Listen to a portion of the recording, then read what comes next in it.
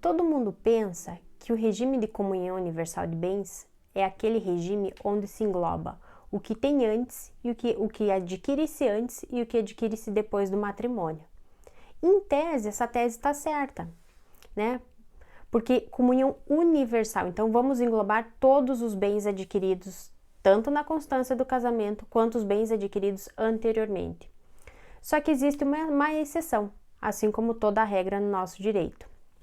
E a exceção dessa regra, com relação ao regime de comunhão universal de bens, é o que a gente chama de cláusula de incomunicabilidade, que acontece nos bens herdados ou doados, né?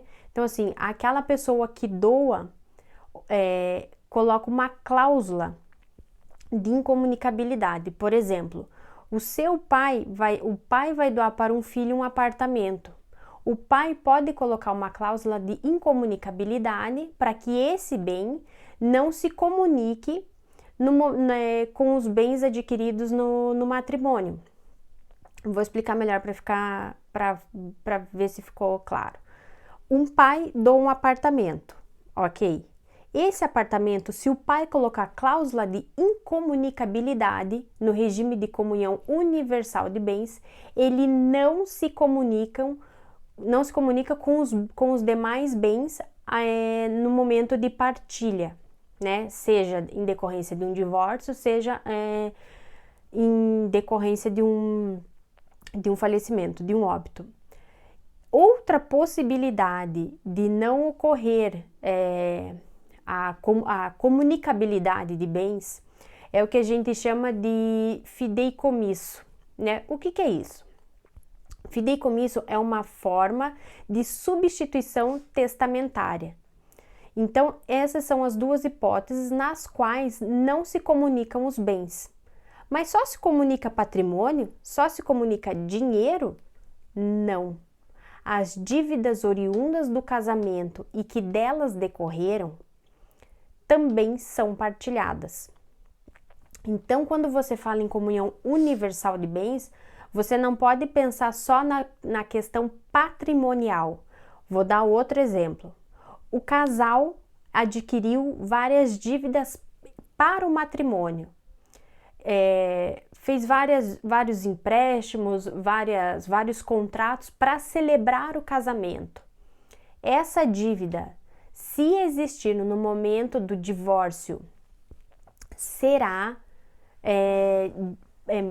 rateada entre os dois, né? Então, assim, quando é muito grave, né?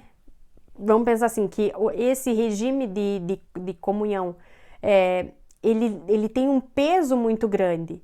Tanto é que, hoje em dia, para que ele seja utilizado, vou falar de uma forma assim para que as pessoas consigam entender melhor, para que eu possa me valer desse regime de bens, eu preciso, quando eu faço a minha habilitação no cartório, eu preciso fazer um pacto antinupcial, né?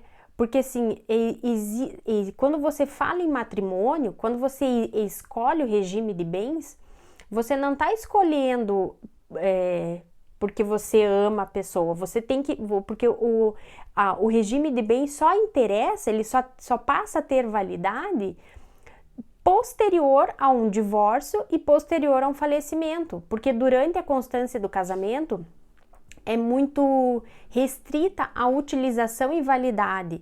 São mais por questões, em questões empresariais que se utiliza-se do regime de comunhão.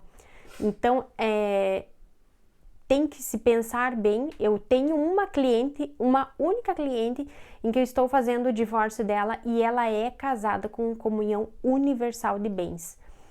E tá dando muito problema agora na partilha, porque o cônjuge não aceita a meação do patrimônio, porque ele alega que, como ela era dona de casa, ela se doou o tempo da união para a família, ele entende que ela não tem direito algum a qualquer tipo de patrimônio. E eles adquiriram uma vasta quantidade de imóveis. Então, eles têm chácaras, eles têm terrenos, eles têm apartamentos, eles têm vários imóveis. Então, está dando muito problema agora, porque ele não entende como meação, mas sim uma cota à parte, porque ela trabalhou pouco tempo durante a constância da união.